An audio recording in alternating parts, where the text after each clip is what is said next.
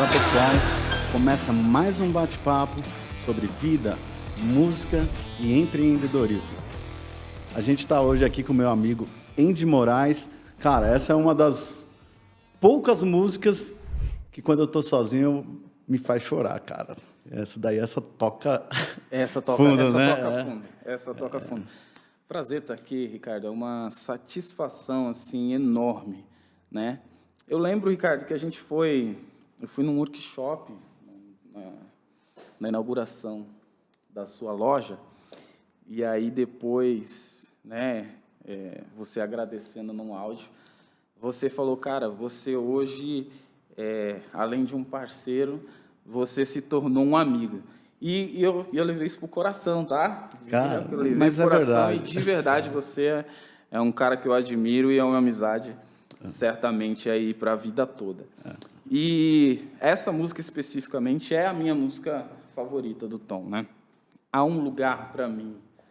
É uma música que realmente parece que foi... Parece não, tenho certeza que foi mandada direto do trono de Deus para o Tom. E o Djamba, que é um cara sensacional, né? Ele é um brasileiro naturalizado americano e esse arranjo é dele. Eu tive um tempo com ele, como é que eu vou dizer? Eu moldei muito da forma de tocar depois de ver o Djamba tocar, realmente muito sensível, né? Cara, a primeira vez que eu escutei essa música estava o Leonardo Gonçalves, o Tom e o Sérgio Saaz, não é? O Saaz? Foi no palco, estavam os três cantando juntos e eles cantaram essa música. Que coisa. E foi demais, foi impactante na minha vida. E falando de loja, tem presente para você aqui, tá? Opa! O pessoal da Expressão 33 ó, mandou uma camiseta para você, tá? Vamos deixar aqui, no final do programa você vai receber o seu presente. Todo o meu material lá, do meu curso, é da Expressão 33. Inclusive, ó, eu já tenho café aqui, porque precisa de café. Todo músico. Já tem meu cafezinho aqui. Só abaixa um pouquinho o microfone, Andy, que você é um cara tão bonito aí, você não vai deixar o pessoal sem ver o seu rosto, né, meu? A sua câmera tá ali, ó. É para o Andy, microfone fazer sombra na careca e tirar um pouco da luminosidade. É brincadeira. Cara, o Andy é fantástico, é um amigo que eu tenho uma honra muito grande de ter, assim, é presente de Deus na minha vida. Andy, já vamos começar com pergunta. Vamos. Pandemia para você.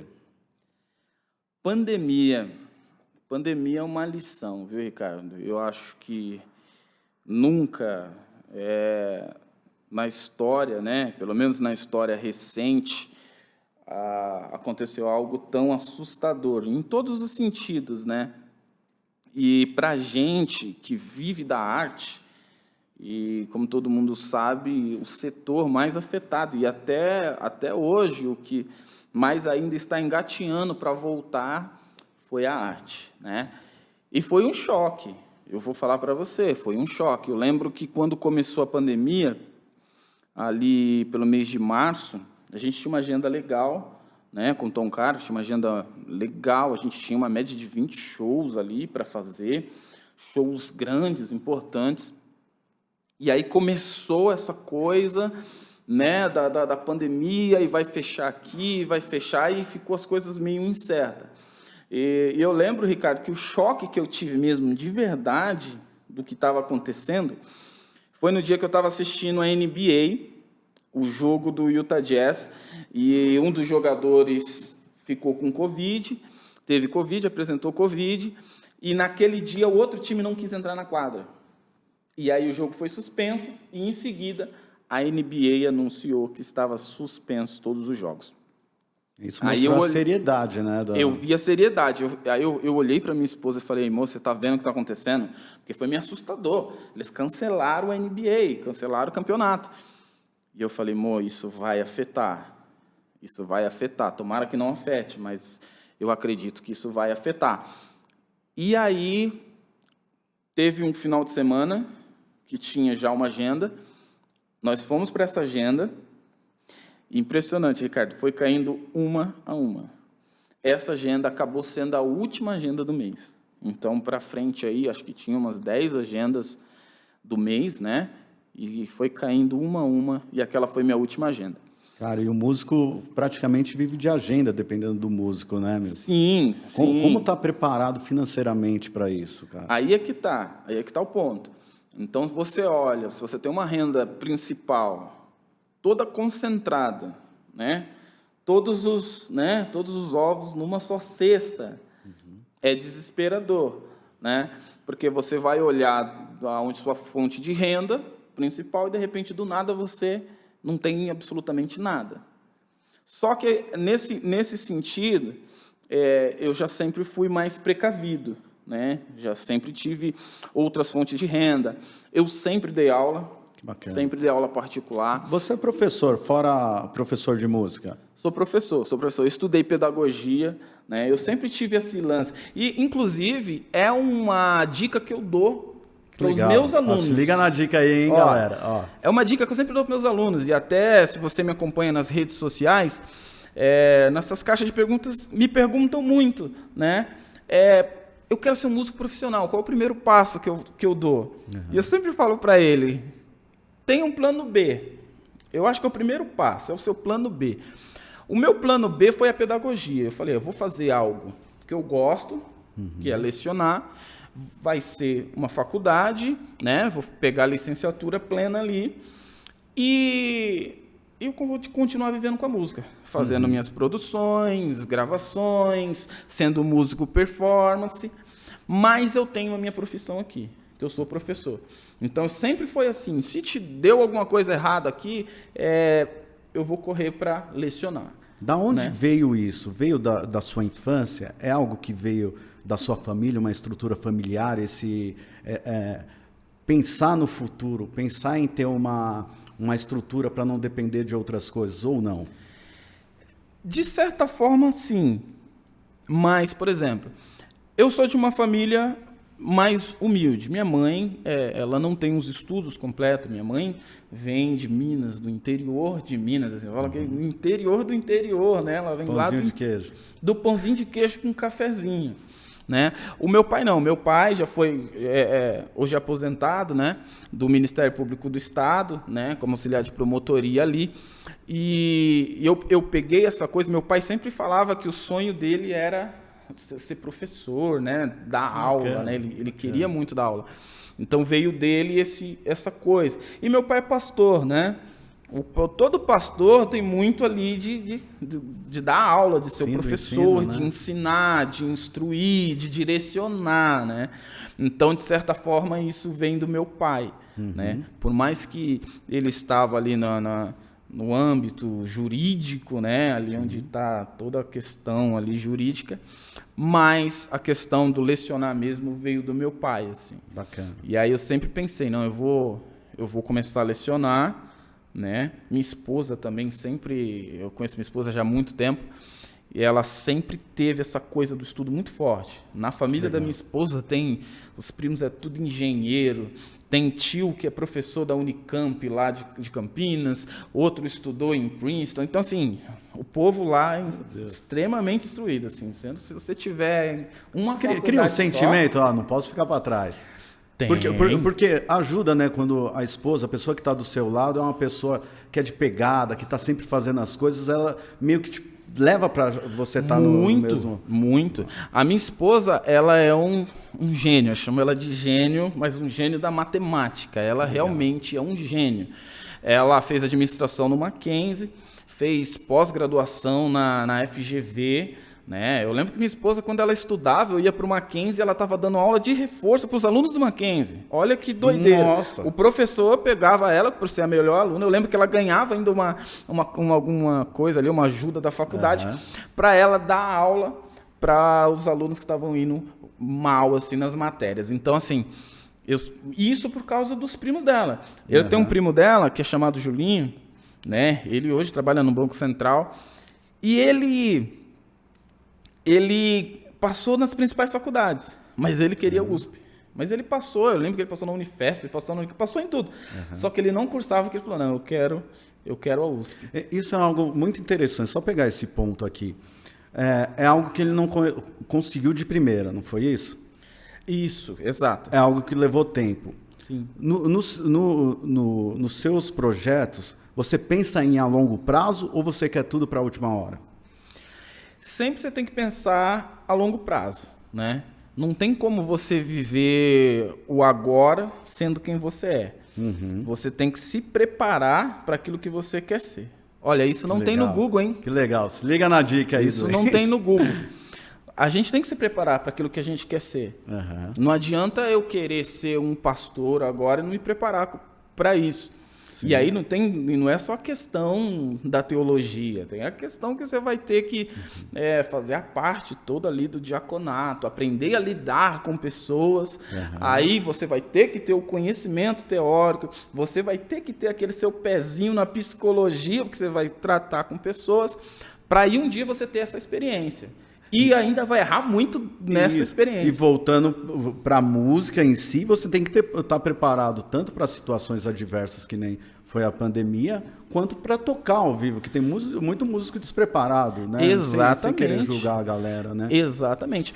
Quando eu comecei a tocar, eu comecei a aprender sozinho, né, de criança, e comecei a tocar na igreja. Eu comecei a pegar de uma forma mais autodidata, né? E comecei a tocar na igreja. Só que chega um momento que você percebe que aquilo não é o suficiente para o que você está fazendo. Você precisa buscar mais. E aí eu entrei numa escola da Prefeitura de Diadema, que é a Casa da Música, e na Casa da Música eu comecei a aperfeiçoar isso. E já comecei a tocar legal, porque lá os professores eram o professor da Unesp, tinha o professor Guilherme Teles, tinha a maestrina Miriam Alexandre, já era uma galera forte. Só que quando eu percebi que eu queria trabalhar com isso, aí eu procurei um passo a mais, que foi a ULM. Que legal. Aí eu fiz Formou vários músicos. Muitos músicos, muitos músicos. Né? O Herbert fez o LM, Michel Lima, quem mais? O André Freitas. Então, assim, uma galera que fez o LM, é uma geração, né? E é até triste, né, que a ULM não existe mais do formato que ela era, porque grandes músicos foram formados lá, justamente porque a gente entende, e a gente até tinha uma brincadeira, não me levem a mal, tá? É só uma pequena polêmica, pequenininha só. Mas a gente tinha uma brincadeira, porque naquela época também o Souza Lima era muito, mas muito famoso. Sim. Mas muito mais famoso do que é hoje, né? Era uma escola com muito nome. Só que quem fazia o Souza Lima é quem tinha condição de pagar. E o MT também, né?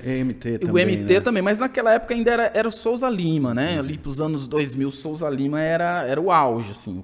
Um músico que quer ser profissional, o cara quer tocar muito, ele vai fazer o Souza Lima. Todos os músicos do Souza Lima tinham essa fama, até hoje tem.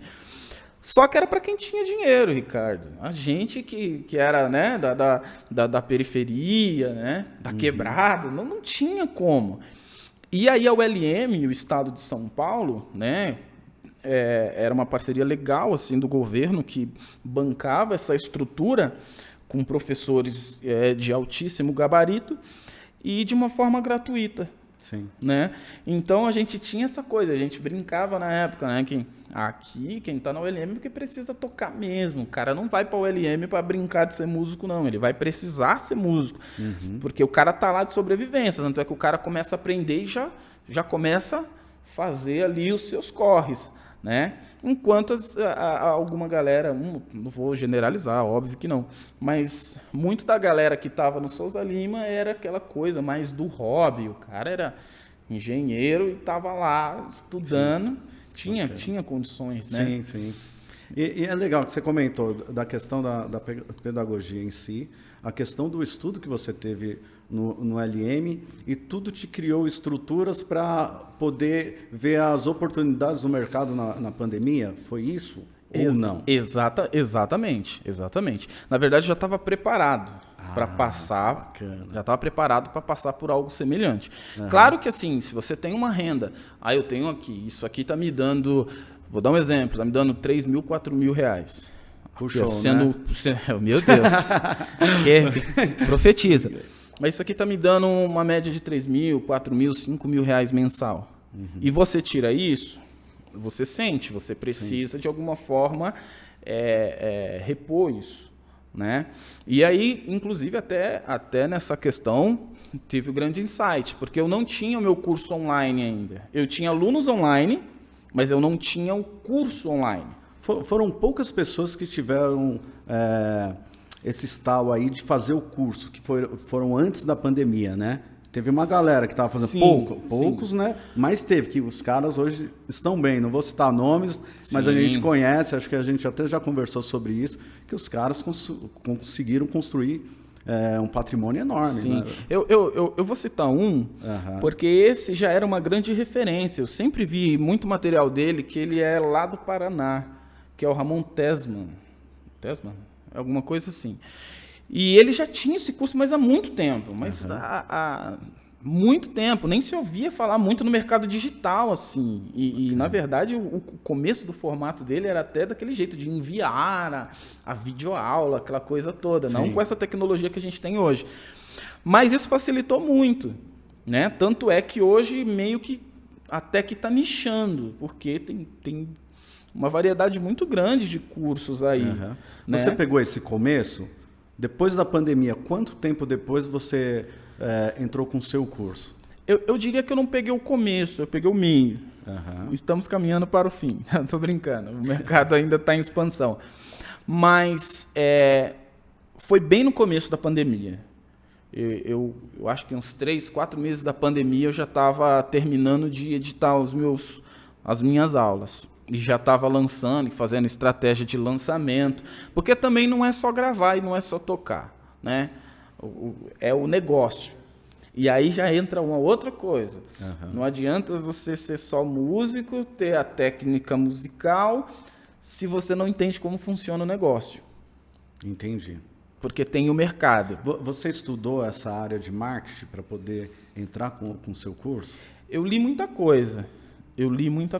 Porque aí você tem que buscar referências em livros, né? Você vai ter que ler mais sobre empreendedorismo, mais sobre finanças, mais sobre organização financeira, né? E aí você vai organizando as ideias. Né? Tem muito curso sobre isso hoje também. Então, você pega dicas de amigos também, empresários, e começa a entender como funciona. Acho que a grande questão é que tem músico que é músico. Sim. Tem músico que não é artista, tipo artista de repente se apresentar, falar com o público. Tem músico que não é, vamos supor, todo músico é um tipo de empreendedor, mas tem um músico que não tem cabeça de empreendedor. Até onde vai o cara correr dessa forma sozinho e até onde vai ele ter que parar para analisar, poxa, eu preciso de uma estrutura, de uma empresa que faça isso. Você chegou a parar para pensar, poxa, eu preciso de uma empresa? Não, aqui dessa forma eu já tenho conhecimento e propriedade para poder lançar o meu curso e trabalhar nas redes sociais? Então, Ricardo, eu entendo, e eu até falei com alguns músicos nesse sentido, que eu uso muito a Bíblia, né? Eu uso muito a coisa espiritual por detrás. Eu acredito que sustentar a sua casa, né? Sustentar a sua família é um ministério, é uma responsabilidade. E eu tenho alguns amigos músicos que eles são muito preocupados com a arte, ou só mais preocupados com a arte do que com o ganho. Isso é lindo, tá? É emocionante. Eu não vou dizer que não é, porque esses geralmente são aqueles que são mais geniais. Só que, por outro lado, isso vai gerar problema. Sim. Isso vai gerar problema. Tem músicos, e eu vou falar um pouquinho da música instrumental brasileira, porque a música instrumental brasileira, ela é uma música que, se o cara não for um fenômeno, ele vai ter dificuldade. Até porque, se você olhar o cenário da música instrumental brasileira, quase não tem evento. Enquanto um cara faz um show no mês instrumental, um cara que toca hoje no sertanejo, que toca no samba, o cara vai tocar 20, 25 eventos em um mês. Né? Então, se o cara se preocupar mais com a arte e não abrir o leque, né? e passar por cima do seu gosto pessoal para ir atrás daquilo que gera renda para ele, porque também é importante, ele vai ser um músico bem-sucedido na arte e fracassado financeiramente. No final é números? Eu acho que você pisou nessa terra, pisou na terra é número, porque não tem como, você precisa sobreviver. Então, por exemplo, você vai ver um cara aí, um músico popular aí, cara andando de Mercedes, entendeu? Tá. Pô, e um cara que toca 10 mil vezes mais do que ele, andando de ônibus. Sim. Aí E você olha, é justo. né? E frustrado, é justo. Agora, para esse cara, quais dicas você daria agora? Qual deles? Para os dois caras, vamos supor, questão numérica, que o cara às vezes está lá e não está tendo renda nenhuma. Às vezes, muitas vezes, até por causa do ego dele, não, eu vou fazer isso daqui porque eu não vou me vender. E não consegue entender que a arte dele, às vezes, é um produto. Sim, sim. A primeira dica que eu dou, você é um artista, tá? E tem pessoas que no gospel, nós somos do gospel, eu sou do gospel, tem muita dificuldade com esse termo. O cara é artista. Não, você é um artista. Uhum. Você vive da música, você é um artista. Tá? E não é só porque você é um artista que você vai rebaixar sua arte fazendo uma coisa que talvez você não queria fazer. Uhum. Por isso, eu vou até puxar o gancho lá da faculdade, por isso que eu falo, você tem que ter um plano B. Sabe por quê? Porque se você estuda, vou dar um exemplo, fiz um curso técnico de torneiro mecânico, e o cara entra numa metalúrgica e o cara garante lá seus 10 mil reais mensal. Pô, esse cara, ele vai viver tranquilo da arte dele. Sim. Por quê? Porque a arte dele não depende disso. Entendeu?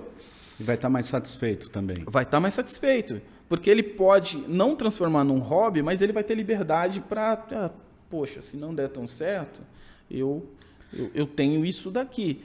Então, só que eu sei que tem pessoas como eu quero viver da arte, eu quero fazer isso, né? A única coisa que eu fiz foi alinhar uma coisa com a outra. Eu falei, a pedagogia, a arte, a aula, a educação, fantástico, tal. Legal, vamos alinhar. Então, se você é um cara que quer viver extremamente da arte, você precisa buscar ferramentas que vai fazer com que você viva plenamente, viver bem disso. Porque não é só viver, você tem que viver bem. Sim. Você quer viver bem, todo mundo quer ter seu carro, quer ter sua casa, quer ter sua liberdade financeira, quer fazer viagens internacionais.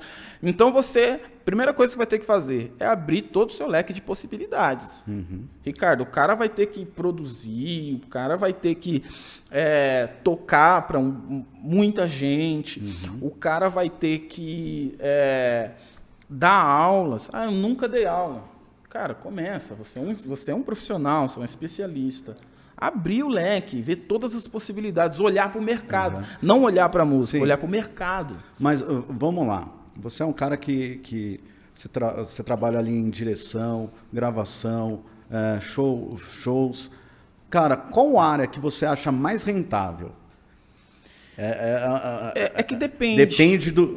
Depende do que você tem uma predisposição maior. Depende. Mas no seu caso, quando você olha assim, poxa, eu vou para esse caminho que eu gosto, mas é uma área que financeiramente me volta um valor legal. Então, eu digo sempre que depende, porque depende do tamanho do hype, né? Depende de onde o cara tá. Então, se você pega um produtor muito hypado, um cara que produz gente grande, esse cara vai ganhar dinheiro. Sim. Só que produção musical hoje não é algo que vai deixar o cara rico se ele não estiver no hype. Não vai. Por quê? Porque tem muita gente produzindo. A tecnologia facilitou muito isso. Então, o cara que antes procurava um estúdio específico, um produtor específico, hoje ele faz o mesmo trampo com um cara menor, que tem uma interface de áudio, um estúdio menor, com uma qualidade boa. Não vou dizer que a qualidade é ruim, né? E o que você vê que ainda faz a diferença num cara desse, num produtor? Poxa, aquele produtor, por mais que seja caro, a gente vê o caso do Borges, né? Que os caras ainda vão até esse cara. É porque o cara resolve ou não? É por causa de status? O que você acha? Tem a ver com a questão de que o cara tem um toque. Sim. O toque de Midas. Ou seja, pelo fato dele ser famoso, Aham. ele consegue colocar a música na parada de sucesso. O caso do Dudu Borges é muito específico. O Dudu Borges chegou num nível que ele pode cobrar o quanto ele quiser, mas ele só faz isso porque isso vai gerar dinheiro.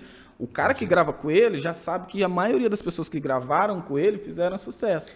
Você falou algo interessante. É um cara que ele não pega qualquer um cantor ou alguma banda para produzir. Sim, sim. Né? Ele põe a mão naquilo que vai virar e vai acontecer. Exato. Diferente de algumas produtoras grandes que a gente vê que os caras só pegam os caras para arrancar dinheiro e botam os caras na gaveta. Exato. Né? Que mas você entende, Ricardo, também. que tem a ver com o que o cara vai gerar depois, mais do que a produção? Sim. Eu não vou se eu falar para vocês que o melhor produtor brasileiro é o Dudu Borges, eu vou estar sendo hipócrita. Eu não acredito nisso. Sim. É um grande produtor, mas não vou dizer que é o melhor. E tem um cara que não tem o nome dele que produz. Um cara que é assim sensacional é o Djamba. O Djamba é incrível. É um cara sensacional. Mas não tem metade do que de fama que ele tem. Você chegou a trabalhar com alguns trabalhos que o pessoal da Condzilla ou o Tom fez. Eu não sei se você estava envolvido no meio. Hoje é uma das grandes produtoras do Brasil. Acho que de views é a que tem mais views, né? Seja no Spotify ou no YouTube. Você passou, você viu a estrutura e você sabe o tamanho que é a empresa em si, Condzilla. Exatamente. E a partir do momento que você teve esse contato, teve bastante coisas que te acrescentou no olhar do mercado, no olhar empreendedor? Sim, sim. Eu olho até pelo funk em si, né? Eu tenho o Livinho, é um amigo pessoal meu, né? E através desse contato também com o Livinho e outros MCs, que eu cheguei da aula lá na Condzilla, a gente vê que esse mercado ele sofre um certo preconceito, né? Sim. Mas quando você olha para as pessoas, e aqui eu quero até citar o MCMM, que estourou a música lá do Só Quebral, lá, que fazia aquela paródia com a Casa de Papel. Sim. Cara, um cara muito doce. Pensa num cara de Deus, assim, sabe? Um cara humilde, um cara que pensa na casa dele, que pensa na família. O Livinho também é assim, é um cara que tem a esposa dele, é um cara casado e tal. E aí, a gente tem esse preconceito, mas esse mercado não está aí à toa. Sim. Por quê? Porque o mercado alimenta um sonho. Sim. Qual era o sonho de toda criança, até um tempo? Todo moleque. Era ser jogador, né? Ser jogador de futebol. Agora o cara tem um outro sonho. Ou seja, o cara pode ser MC. Então eu vejo que essa nova geração olha muito para isso. E no final das contas é o glamour que tem do que aquilo te traz, né? Exato. É aquela profissão. Sim. Né? Agora, como olhar isso, e no Brasil eu acho uma desigualdade muito grande, ver os músicos, o que eles conseguem conquistar, enquanto cantores de uma noite para o dia estouram. É frustrante ou não? Ou o músico consegue conseguir conquistas perto desses caras? Perto do artista principal, você fala? Como que complica? Porque é complicado, né? Porque o músico ele se dedica às vezes mais do que um cantor, não é verdade? Mas a questão de valores nisso, no final, fica absurdo a diferença, né? É por isso que eu digo, cara, canta em vez de tocar. Larga esse negócio aí de tocar bateria, tocar teclado, vai cantar, cara, vai fazer. É brincadeira. Mas não tem como acompanhar. Não tem como acompanhar porque o músico ele tem que entender que ele é o backstage, ele é o cara que vai ficar atrás ali. O músico, para ele ser o cara que tem a evidência, ele precisa ser o cara instrumental, ele precisa ser estrela.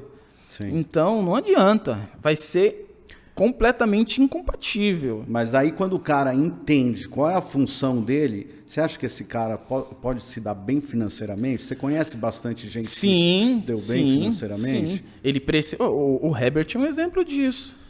O Herbert, ele é um artista, cara, é um tecladista que é maior do que a banda dele, que é maior do que simplesmente aquilo que ele faz, porque ele é um tecladista que se tornou meio que uma celebridade, né? E isso é legal, pô, ver o cara sendo diretor lá da Globo, entendeu? Que você vê que o cara é grande. Ele, como músico, conquistou um espaço diferenciado. E ele não é simplesmente alguém que está atrás ali na banda. E até bandas grandes, se você for olhar, como o Jota Quest, como o Skank, o cara sempre está muito atrás. Sempre Sim. muito atrás do artista.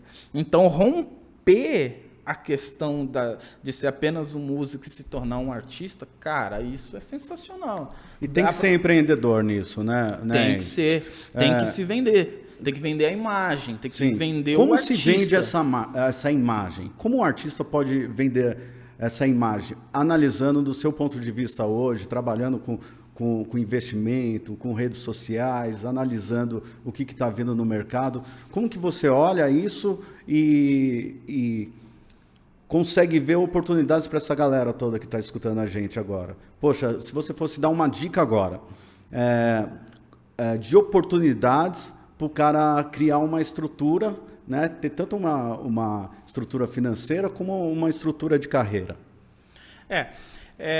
O primeiro conselho que eu daria nesse sentido é que você primeiro precisa ser exatamente quem você precisa ser na banda. Uhum. Cara, seja o tecladista. É a primeira coisa. Se você se propôs a ser o tecladista, cara, seja o tecladista e fique na sua posição, que eu acho que humildade precede a honra. Legal. Então, o primeiro passo, você está fazendo bem o seu trabalho, né? Você vai ser considerado para um outro. Esse é o grande lance. Uhum. Você vai ser considerado para um segundo.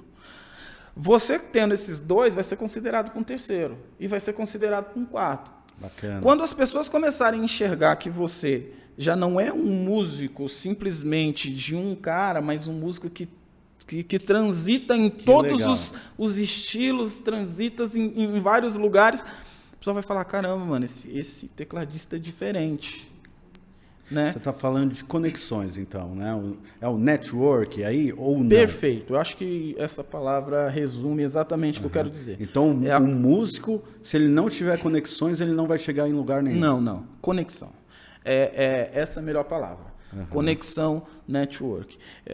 Para quem está começando, se você está começando, eu costumo dar para os meus alunos uma dica. Cara, toca de graça. Toca de graça, produz de graça. Por quê? Você não tem nome. Né? Eu fiz muito isso, eu não tinha nome, sabe? Eu era só um tecladista. Então você começa, grava de graça com toca de graça para algumas pessoas, porque ninguém sabe quem é você. Aí você vai começar a ser visto. Quando você começa a ser visto, você começa a ser considerado para uns trabalhos grandes.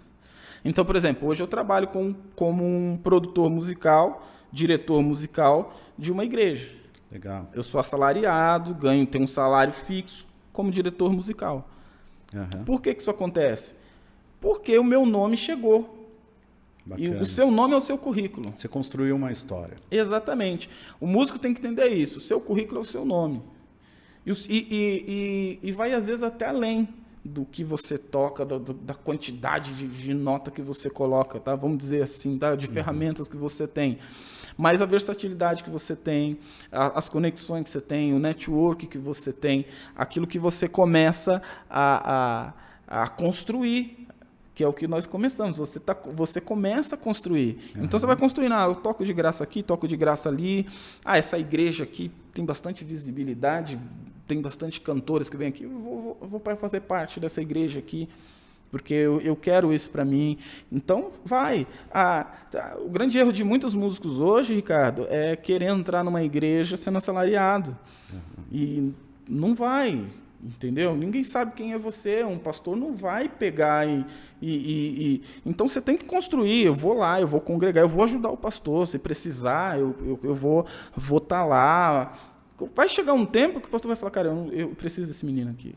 Sim. Eu preciso dele, então eu vou investir nele aqui. Você contou uma história bacana. Tem um dos parceiros nossos, ele tocava num ministério grande e tocava na segunda banda. Gente, tem café aqui, então eu vou servir um café enquanto ele vai falar. E quando abriu uma vaga para entrar nessa primeira banda, Ele foi conversar com os caras para entrar, os caras falaram, não, mano, a gente precisa pegar um cara que já esteja no negócio. E ele entendeu que ele precisava estudar e criar a história dele para depois ele chegar nesse patamar que ele queria. E hoje toca com uma das maiores cantoras do gospel nacional. Então, essa questão de construção de história é muito importante para essa galera, né? Sim. Voltando nisso, Andy, a gente estava comentando sobre os cursos. Os cursos trouxeram para você uma estrutura financeira para você poder se manter no meio da pandemia? Na verdade, rompeu, né? Rompeu. O meu curso rompeu. Eu posso dizer que, na verdade, por mais que eu tivesse ali uma estabilidade financeira, e glória a Deus por isso, porque é Deus que prepara tudo, né? Mas rompeu, eu fiquei surpreso. Uhum. De verdade, eu ganhei em 6 meses o que eu ganharia em 4 anos de trabalho como músico performance. Deus, que legal isso, cara. Entendeu? E aí, isso me abriu mais a mente. Eu falei, meu Deus, por que eu estou tanto tempo focando numa coisa que gera um certo conforto, né? Uma certa estabilidade que te deixa ali acomodado, sendo que isso daqui é muito mais rentável, né? Então, meus olhos abriram completamente. Tanto é que hoje o que eu menos faço é tocar na estrada.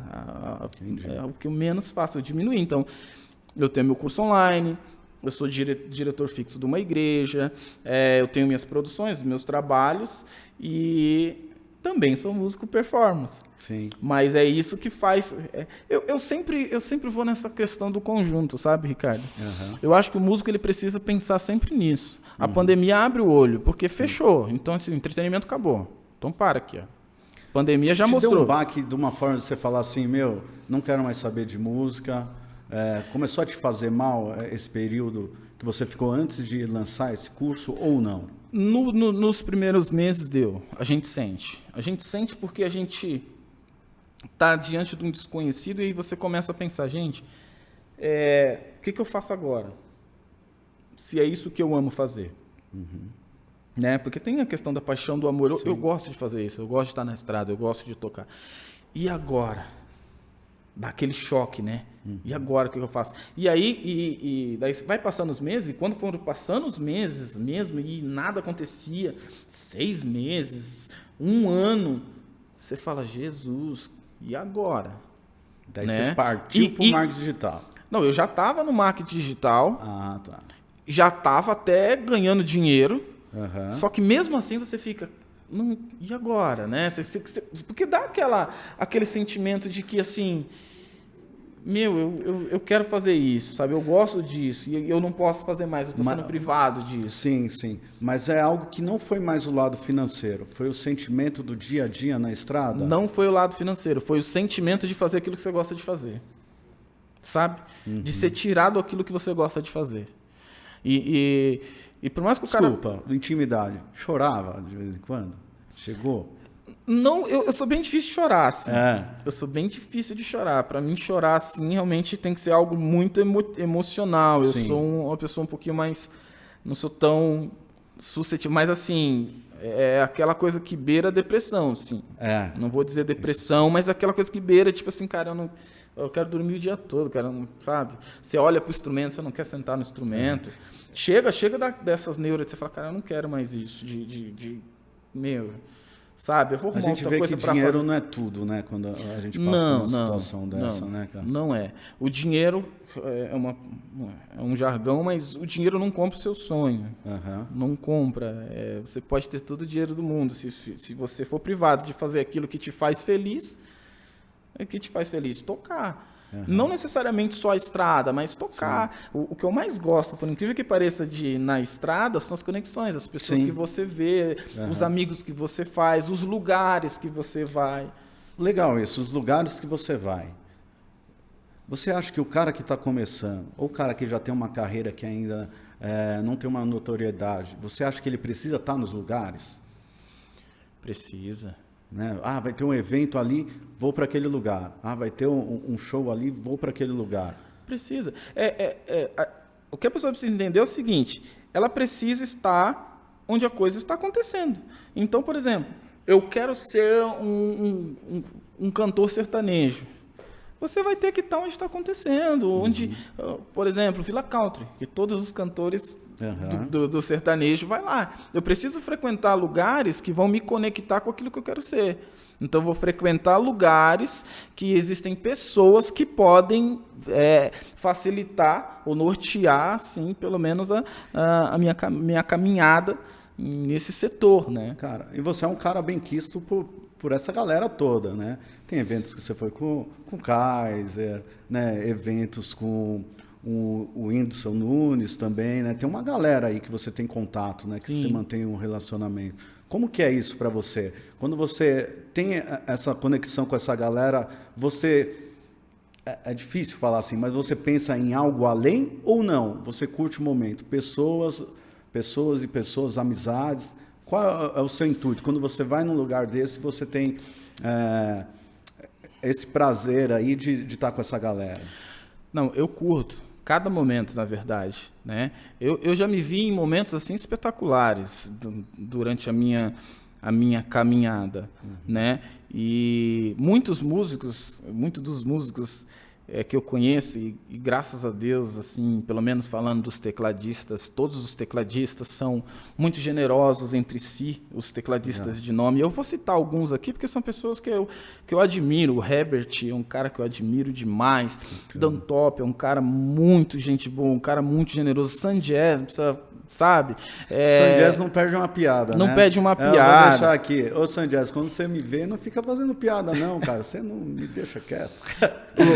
Samuel Murad, tantos outros. Então a gente tem uma conexão dessa coisa de se encontrar na estrada, e é mais do que só, né? É sentar, tomar um café, compartilhar, aprender. E traz um crescimento enorme. Demais. E você entrou num negócio legal, saber escutar para você.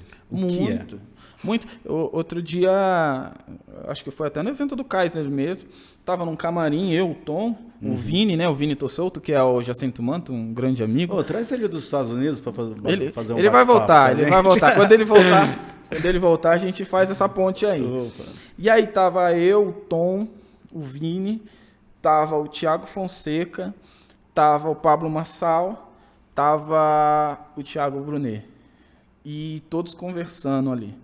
É aquele momento que você fica quieto e só ouve.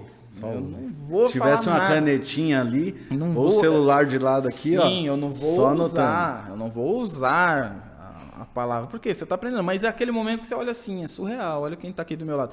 Outro momento, esse foi o mais surreal de todos. Coisas que a música te traz, né? Eu fui representar a Cássio, e isso é legal. Porque é aquilo que eu falei. Às vezes não. A música vai te colocar num patamar além de ser apenas um tecladista. Então, eu fui representar Cássio na Festa Nacional da Música, lá em Porto Alegre, e nós fomos homenageados, a Cássio foi homenageada por ser a que mais vendeu no ano ali, uma das marcas mais influentes, e aí estava o japonês. Você é endorse da Cássio, eu sou endorse, né? Da Cássio. É legal, eu me lembro que eu era louco para aprender a tocar teclado. Daí eu fui lá e comprei um Sandy Júnior nas Casas Bahia, 50 vezes lá. Cássio é fantástica, né? Ela te proporcionou esse momento. Exato. E até profético, porque eu comecei a tocar com o Cássio. Apesar de eu estar com outro instrumento aqui, eu uso muito ainda os teclados da Cássio. E aí eu olho aqui com o japonês, que era o diretor de Tóquio, que veio. Aí a gente estava com o diretor aqui, e mais um representante, o gerente lá, e a gente lá sendo homenageado para isso. Legal. E aí eu tô na fila do almoço, você não vai acreditar nisso. Aí eu tô na fila no almoço, né, lá no hotel, e aquele lá, né, o famoso service. O famoso service. Aí a gente tá na fila do almoço ali, e do meu lado tava o Ivan Lins, pegando a coxa de frango. Do meu outro lado estava o Fafá de Belém, eles conversando entre si e eu aqui no meio, pegando meu alface. Então são coisas que só a música vai te proporcionar, assim, só a vivência, as conexões te levam, né? Então a gente viu aí que a marca pode te levar a conexões, né? o artista que você acompanha também pode levar a conexões. Muito. E o ambiente ao qual você vive, né? Acho que são dicas fundamentais para a galera, né? Sim, e eu tenho que ser muito grato ao Tom, né? O Tom Carf foi o primeiro artista relevante que eu toquei e ele é um cara muito generoso, né? Nesse sentido, que se você conhece Andy Moraes, você conhece através do Tom, né? E o Tom Carf também cresceu demais, é um mega artista da Som Livre, e todos aqueles também, meus amigos da Som Livre lá, são pessoas sensacionais, e tá com pessoas desse nível, né, vão fazer com que o seu nome se espalhe. E esse sentimento de gratidão deve ter pela galera ao qual você acompanha, né? Muito, muito. Porque ninguém vai colocar você do seu lado se o cara não confia em você. Exato. Né? Acho que a galera tem que entender isso. Porque o cara não me coloca se eu sou melhor do que aquele cara. Não é ser melhor que vai te garantir alguma coisa. É uma troca, né, Ricardo? É uma troca, porque tem a questão da confiança. Eu confio nesse cara aqui, esse cara que vai andar comigo, esse cara que é o cara que divide um quarto de hotel comigo, esse cara que divide aqui, tem dia que eu não tô legal, eu vou conversar com ele, entendeu? Então tem essa troca. O grande problema que foi até o que você falou um pouco atrás, é que tem pessoas que não estão preparadas para ver o artista crescer. Cara, o Tom, ele é um cara financeiramente genial. E eu preciso falar do Tom aqui porque é uma lição que você aprende. Porque eu vi o Tom, quando ele lançou o seu segundo, terceiro disco e começou a ganhar dinheiro, ele não foi trocar de carro. Ele não trocou de carro. Ele continuou com o mesmo carro que ele estava. E o dinheiro que ele pegou, ele investiu no próximo trabalho. Que legal. Então, eu sempre vi o Tom como alguém que tem muito pé no chão, que sabe exatamente o que está fazendo para chegar no que ele é hoje. Hoje ele pode comprar o carro que ele quiser. Ele pode ter o que ele quiser. Por quê? Mas eu vi lá atrás, planejando passo por passo, não dando passo maior do que a perna, sabe? Cara, então o Tom tem que vir aqui ensinar esses segredos pra gente, hein, meu? O Tom, ó, gente... Tom, vem pra cá, Tom. Vem ensinar essa galera. O Tom é um gênio. O Tom é um gênio empresarial. Ele é muito inteligente. Legal. Muita coisa do que eu aprendi financeiramente... E é um cara super humilde, né, cara? Demais. Demais. É um cara generoso, aberto a ensinar. Só que tem que abrir o ouvido para ouvir, né? Ele não gosta de escutar? Ele é o cara que gosta de ensinar, mas tem gente que não gosta de ouvir. Sim. Porque você olha no Instagram lá dele, ele tá sempre ensinando e tem gente batendo. Aí eu fico olhando assim, tá perdido com outras coisas, né? Em vez de ouvir para aprender, o cara quer falar, né? Entendi. Quando o cara fala mais do que ouve, dificilmente ele vai aprender, né? Por isso que quando eu tô com você, eu só escuto. Que isso? Andy, a gente tá chegando no finalzinho. Dá aí 2 dicas pra galera aí que tá começando no mercado. Primeiro, tenha calma, né? Tenha calma. Viver da música não é tão fácil quanto parece, mas dá. Tá? Eu lembro que eu toquei country. Toquei country com o André Martins, que ganhou o Raul Gil, né? Foi uma das minhas primeiras experiências profissionais, assim.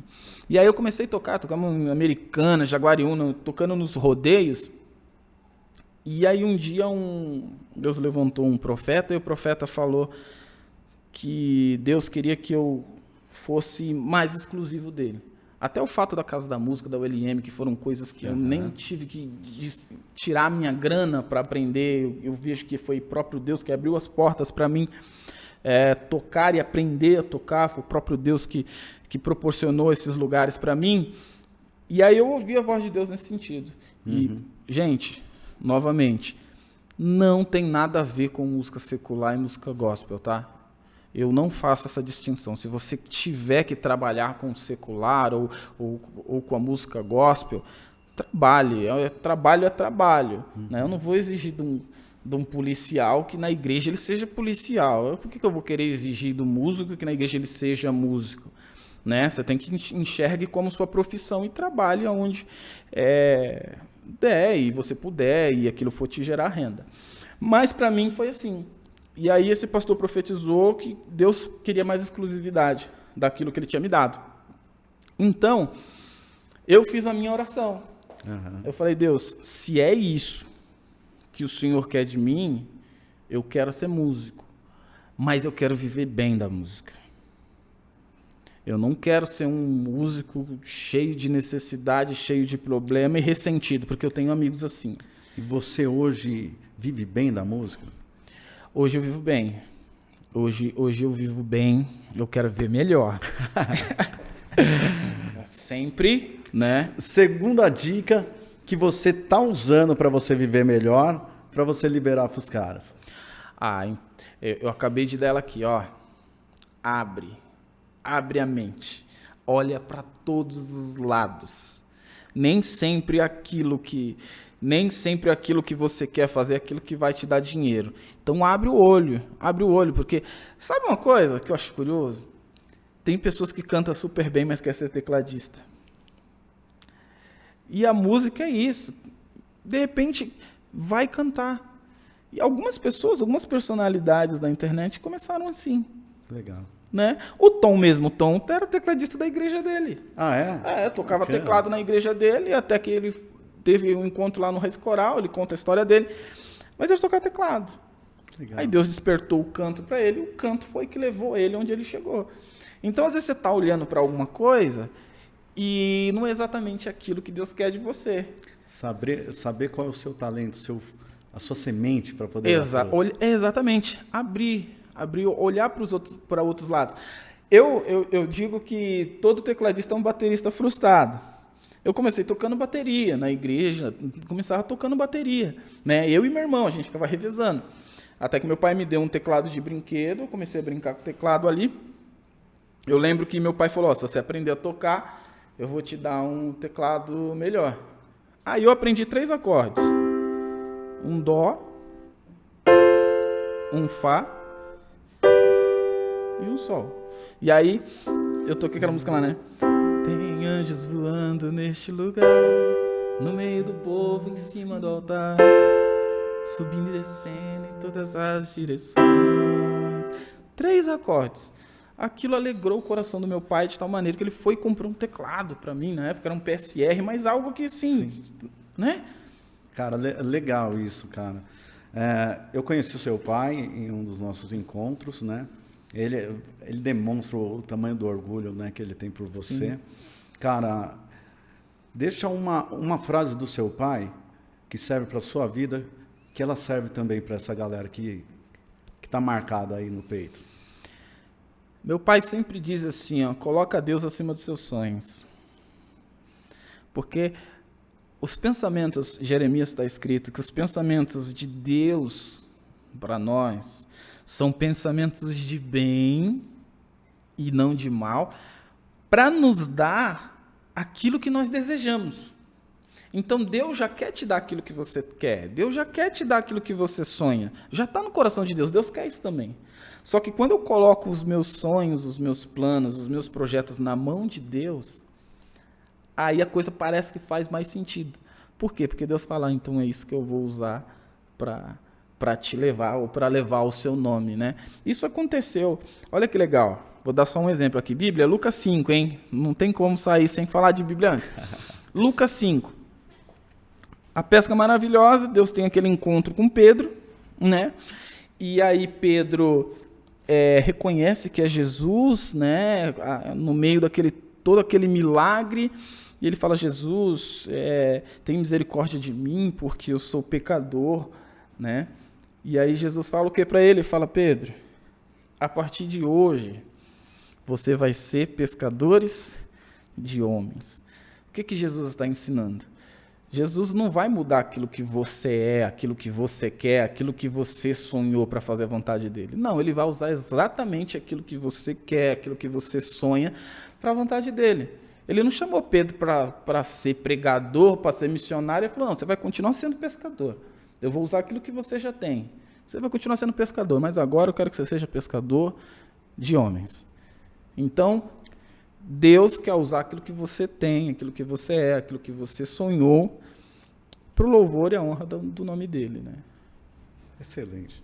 Excelente. Cara, aqui a gente teve esse bate-papo, a gente falou sobre planejamento, sobre conexões, sobre a importância do marketing digital no meio da pandemia, sobre os cursos que cresceram demais e tem uma abertura enorme no mercado. Sim. Falamos sobre estrutura de empresas, que nem a Condzilla, né, que hoje explodiu. Muito. E o músico ele precisa estar de olho nessas grandes empresas que surgiram no mercado, né? Fantástico, aprendemos demais aí com você. Deixa eu falar sobre o meu curso. E falar sobre o seu curso. Piano Descomplicado. Empreendedor. Você tem que ir lá, entra no site lá. Eu convido só para você entrar no meu site, tá? A gente já tem milhares de alunos formados aí. Por ser pedagogo, a didática... Desculpa, quantos alunos você tem no curso? Eu não sei. Eu não sei porque são muitos. São muitos. A gente vai perdendo... Mais de 1.000? Mais de 1.000. Mais vai de perdendo 2? a conta. Não, mais de 1.000. Mais de 1.000? Mais de 1.000 Porque eu não sei o número exato. 1.000, você pega o curso aí em torno de 1.500, não? Não. Tô brincando. Mais acessível. Mas tem acessível. a mentoria também, né? Tem o curso de mentoria, né? Então, assim, entra lá. E tem esse lance do marketing digital pra galera? Tem. Se a galera quiser compartilhar. É assim, e isso é legal. O mercado digital te dá muita possibilidade. Eu comprei seu curso. Eu gostei do seu curso. Eu vou me afiliar no seu curso e vou oferecer para outra pessoa. Sim. E eu tenho ali a notoriedade de quem fez o curso para tentar vender esse curso. Já é uma forma de ganhar dinheiro. Sim. Se você vendeu 2 cursos, você já ganhou o que você investiu. Então, fica a dica. Vamos de música? Vamos. Eu vou tocar uma música da harpa cristã, que é uma música que... Eu não vou cantar, tá? Quer dizer, eu vou cantar, eu vou balbuciar, né? Mas é uma música que diz muito do que eu sinto em relação a Deus, a tudo, né? É uma das músicas mais bonitas da harpa cristã. E fica um último conselho, vai para a harpa cristã, porque harmonicamente é muito generosa. Legal. Gostaria de agradecer a presença de cada um de vocês que acompanharam. E com vocês, Andy Moraes. Mais grato a ti, mais grato a ti, mais consagrado, ó, faz-me, Senhor, mais humilhado e cheio de amor, faz-me mais grato a ti, mais grato.